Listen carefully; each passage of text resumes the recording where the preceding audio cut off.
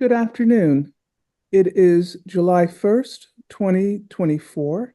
My name is Atima Nada George. I'm a Green Fellow with the Library of Congress, and I'm delighted to introduce Mrs. Barbara Dejournette. Good afternoon, Barbara. Good afternoon, and thank you for having me. Truly a pleasure. I'd like to begin by asking you to tell us your origin story. Well, I was born in North Carolina, Reedsville, North Carolina, on a small farm uh, where I was brought up learning how to cook and grow things and make a living on the farm. Later in life, I learned we had students coming out to our farm, small farm, from A&T State University, which is a popular university here in Rockingham County, in the Rockingham, North Carolina, Reedsville, sorry, out of Greensboro, North Carolina, A&T State University. Um, it's a majority Black college, and those students would come out to the farm, and they were from different countries like Nigeria, Sweden, different places. And I would learn the language because I was fascinated by the language that they spoke, about interested in their other countries and their customs and cooking and habits that they had. As I went through high school, we were one of the first to integrate a small school here in Rockingham County. And I learned that um, our books were a lot different from other children's books. So we had to study hard to catch up. But as a result, I learned that there was so much out there to see and do. And I had a French professor at that small school that talked about when he went to France. And it also intrigued me about living and studying abroad. But little did I know that as I went through life, I would be joining the Foreign Service. And so in 1970, I went to Washington, D.C., start working for the government. And while I was there, I ended up transferring in 1973 to the Department of, to U.S. Information Agency. And I learned that that the U.S. Information Agency worked a lot abroad with other countries doing cultural work. During that time, I had a supervisor that came and talked to me about why didn't I take the Foreign Service, not the Foreign Service exam, but the Foreign Service language exam, which I did, and I passed, and I became interested again in taking languages. So I was asked to go to, in the 70s, I was asked to go to Vietnam, but during that time, they evacuated before I was able to go to Vietnam. Then later, they asked me would I take an assignment in Brazil, and I studied the language, intense Portuguese, and went to my first assignment in Brazil. Stayed there 3 years and loved every minute of it. While there, I was able to live among Brazilian families and learn their customs and culture. And and I enjoyed it so much that I stayed an extra year. Then later on I was assigned to go to Argentina. While in Argentina, I learned Spanish, learned the culture, spent a lot of time learning why the Argentinians were so joyful, and found out that they love jazz. And jazz became an inspiration of mine as well. So I was able to go to events and participate. And I had one friend there. She and I went up to skiing in Argentina, and found out that the Argentines that uh, I can't think of what I was going to say. Um, Found out that um, we ended up in the Galapagos and enjoyed Wow. ourselves. Mhm. So we had a wonderful time there. Uh, Later, then after that, I came back to the States, and I was working and ended up going to end up being on the youth exchange programs. And this was in the 80s. And while I was in the doing the exchange program, this was in a program where we brought students from overseas to the United States and vice versa. Um, and uh, they were the students who went to Germany and different countries. They found out that they knew more, that the people from other countries knew more about our country than they knew about theirs. So then my boss there asked me would I like to go to Sweden. So during that time, 19 in the 80s, I went to Sweden, learned the culture, and I worked closely with my public affairs officer who gave me a lot of cultural affairs duties. And during that time, I was able to bring somebody like Sammy Davis Jr. And several other entertainers um, over to Sweden. Um, then the next assignment, I came back to the States and worked on special projects during that time while I was in the States. Uh, I worked in the U.S. Information Front Office, U.S. Information Service Front Office, and then was asked would I go to Germany. So I left, learned German, left and went to Germany, and I lived behind the Iron Curtain for about 5 years. And during that time, I went over to visit other areas like uh,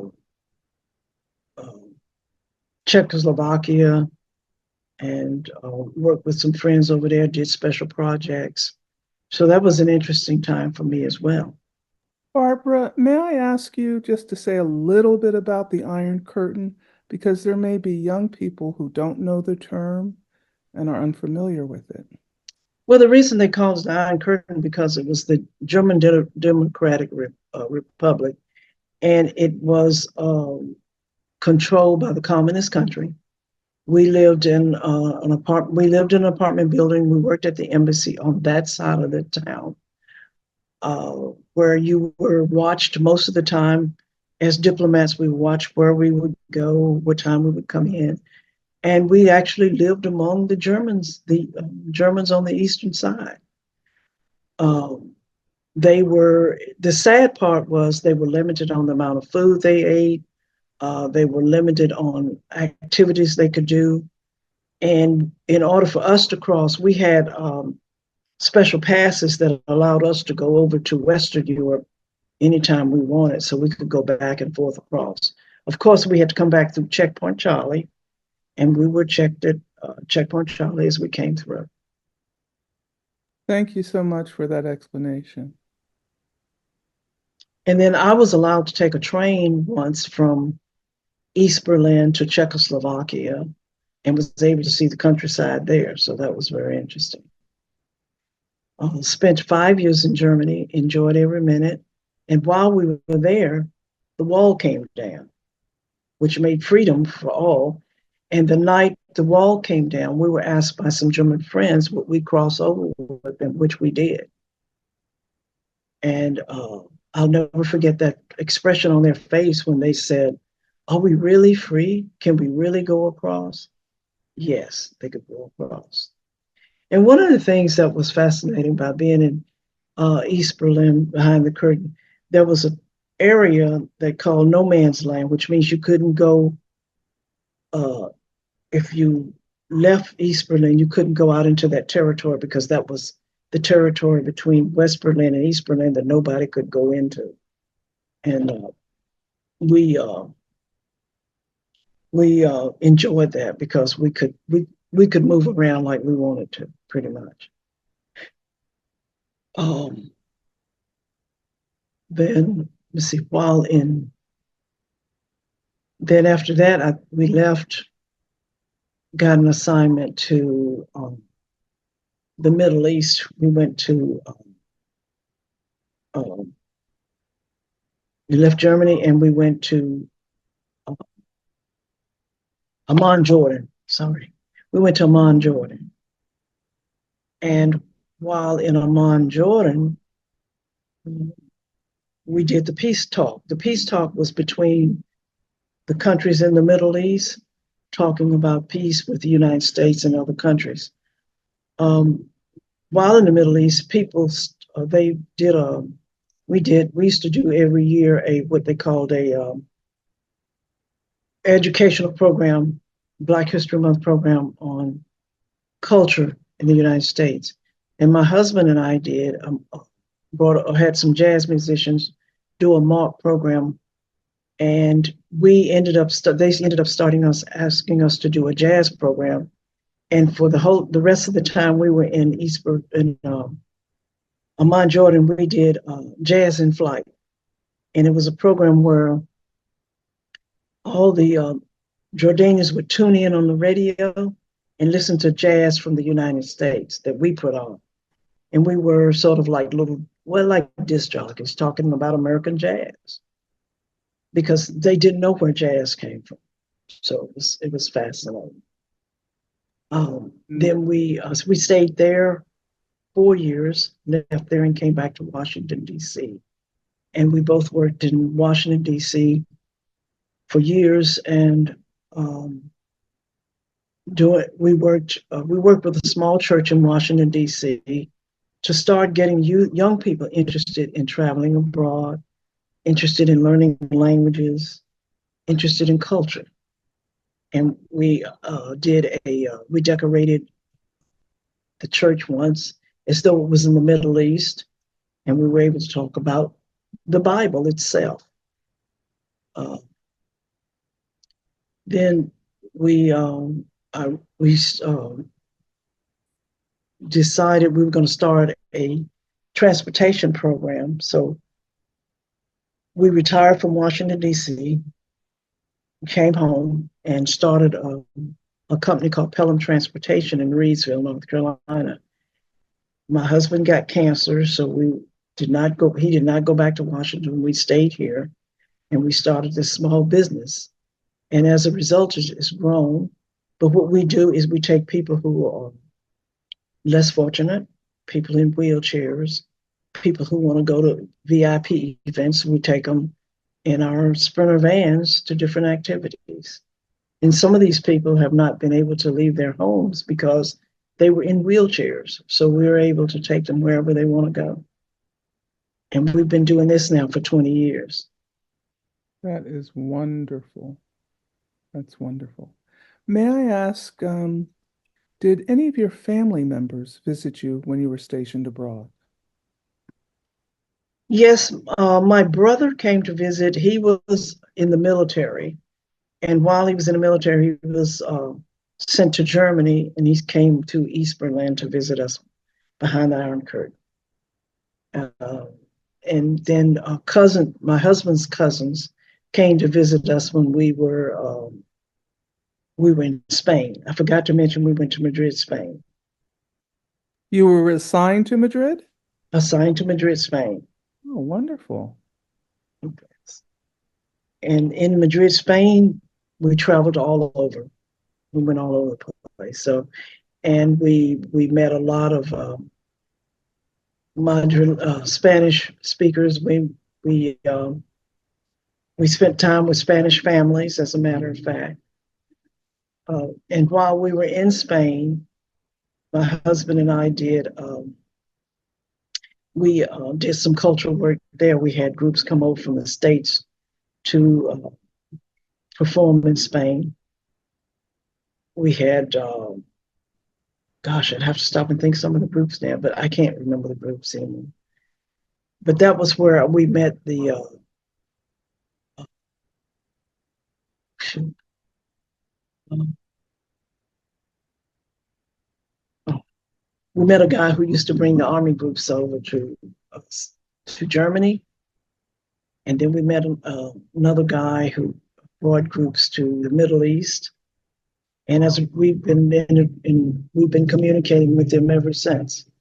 So we have not stopped our communication with our friends we met overseas. That is wonderful.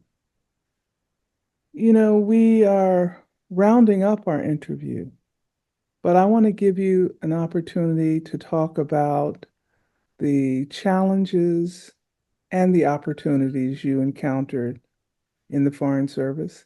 And then I want you to maybe look into the camera and speak to younger generations, those who will be watching this recording in the future.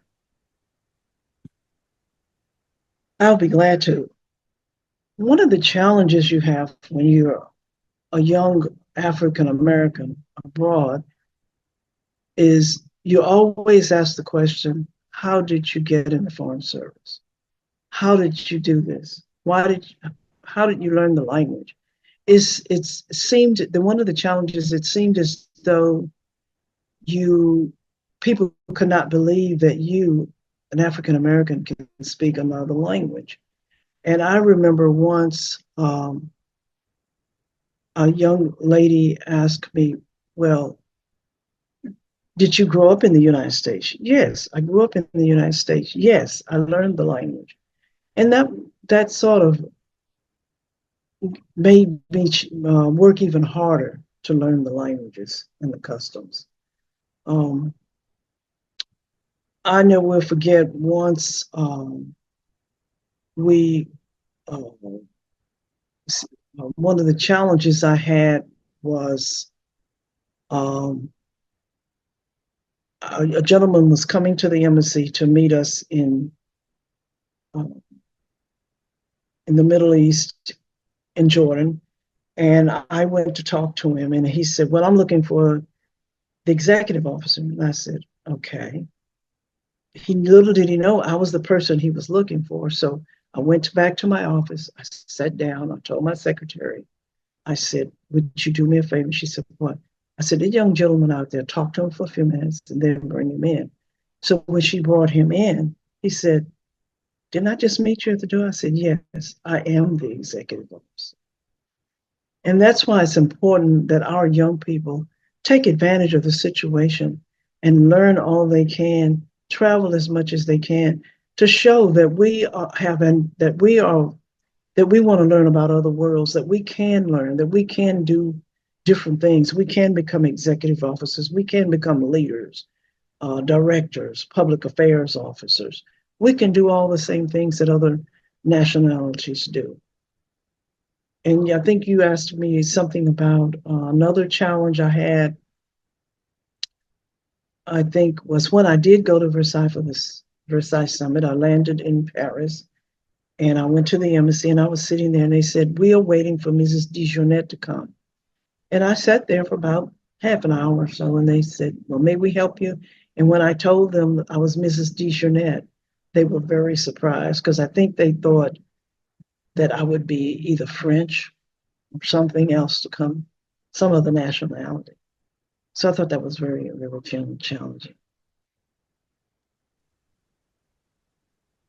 And anything else for speaking to the future about diplomacy, international relations? Well, one of the things I'd like to say is when you go to another country, before we start criticizing, let's learn the customs of that country.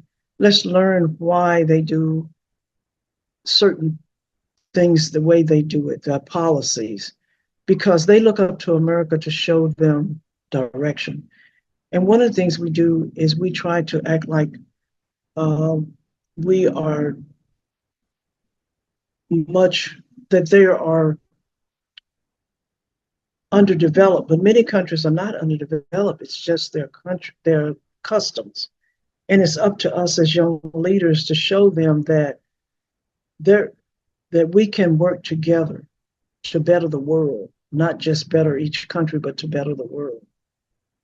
And I think that's something very important. I agree with you 100%. Mrs. Barbara Dejournette, thank you so much for joining us. This has been a wonderful interview. Well, thank you very much. I look forward to it. I wish I could give you more. And I think at some point in time, I'd like to call you and maybe give you some more information on what I experienced. Thank you. We'll do just that.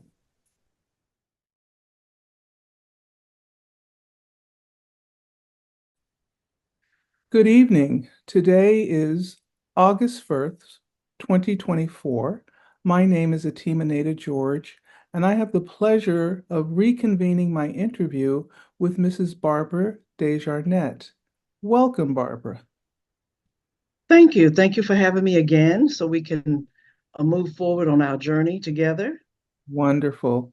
This evening, I believe you're going to share with us your Foreign Service assignments, both abroad and in the United States. Yes, I thought that would be important because I've had a wonderful career. I've been in many places, been able to do a genre of things from being starting off as a secretary and then ending up as a human resource officer. And during some of that time, I was able to be an acting cultural affairs officer, acting public affairs officer. So I was able to do a lot of things. And I just wanted to share that because I want whoever comes after me to learn how important it is to be versatile and how important it is to get involved in us presenting the public diplomacy of the United States. And first of all, I'd like to start with Brazil. I went to Brazil in 1976 to learn the language and stayed there until 1979. And I was one of few people who stayed more than 2 years. It was exciting because it was during the time that we moved the capital from Rio to Brasilia. And so we were able to go out and talk to the community and present public diplomacy in the Brazilian language and show our culture here in the United States.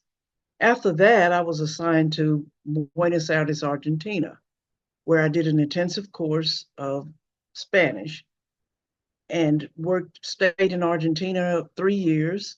And during that time while I was in Argentina, I was able to bring groups like B.B. King, Donald Ross, several groups overseas to entertain and show our culture.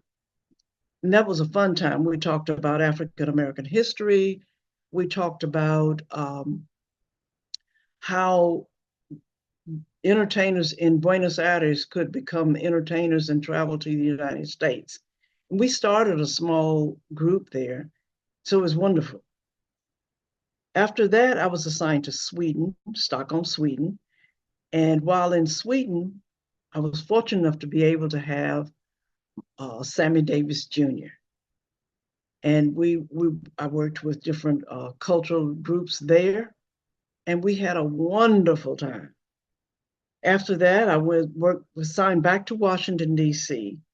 to work in set up the youth exchange program.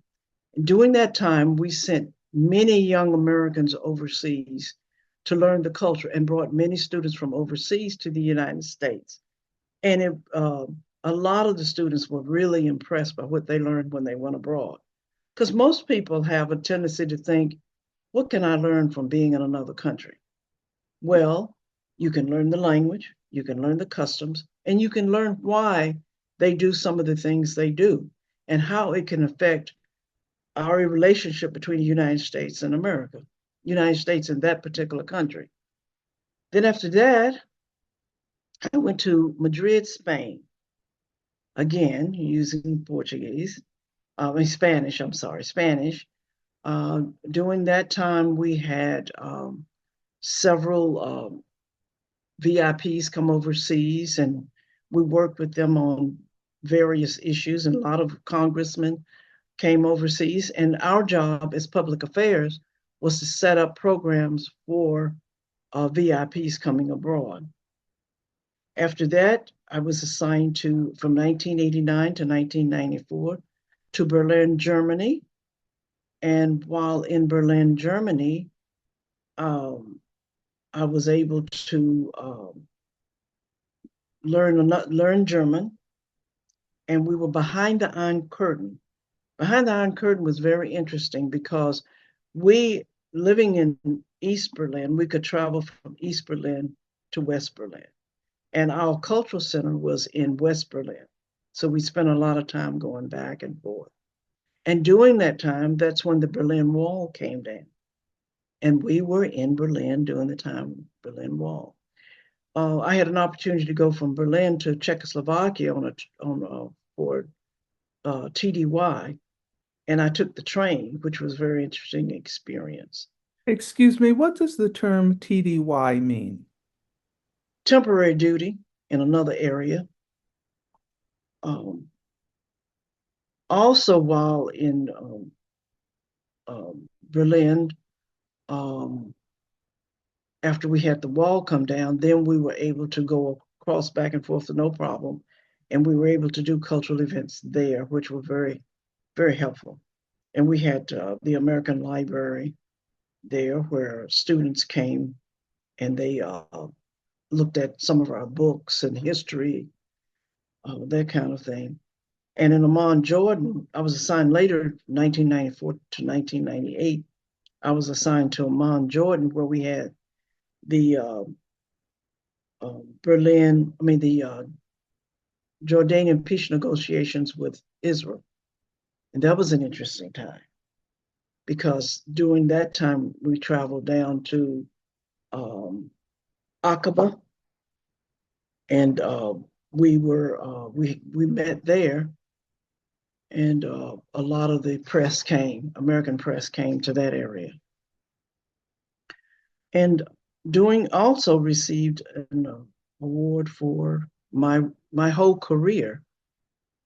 And my retirement, the person who presented me my one of my awards was Condoleezza Rice, as during the time that she was Secretary of State. So I've had a wonderful career. After that, state U.S. Information Agency melded with Department of State, and so I was pulled back to Washington to work in the Human Resource Officer, where I became deputy of the Eastern Middle Eastern position. And that was exciting. And we did a lot of policy, and we assigned people to different countries. So with that, it was an exciting time. What I want to do is encourage other young people to take advantage of the opportunity to join the Department of State and travel abroad and get to know other countries, get to learn other languages, learn other people's customs. And you'll find that it's not as bad as you think, that it can be a wonderful career. Do you have any questions for me? I just want to thank you for taking the time out of a very demanding schedule to give us a little more detail about your foreign service career. I wonder if you want to talk a little bit about your work in the private sector, once you and your husband return to the United States. Sure, no problem at all. What happened was I was working in Washington, D.C., and my my brother was in North Carolina, and he worked for a transportation bus company who brought people up to Washington, D.C., and I thought that was intriguing. So when we moved, so I came back to retired and moved to North Carolina to help him with the business. And shortly after that, my husband had cancer, and he came home to North Carolina, and there was no transportation. So I had to take him back and forth to his appointments. So we had a bus, a 29 passenger bus that we used for charter tours. So there was a couple that asked us their father and this lady's husband had never been out of the house to go anywhere. So he asked, "Well, you have a lift on your bus. Would you take him on a trip?" So we took him on a trip. After that, we received numerous calls. So we bought our first Sprinter van because we knew the Sprinter van very well from living in Germany. So we brought them when they first came to the United States, came to North Carolina. And as a result, we ended up partnering with uh, Rockingham County Aging and Disability to do their transportation. And from there, we grew. So we started taking people to doctor's appointments, started taking them on trips out of the state because a lot of people couldn't go anywhere because they were either elderly and couldn't drive, or they were in a wheelchair and couldn't go anywhere.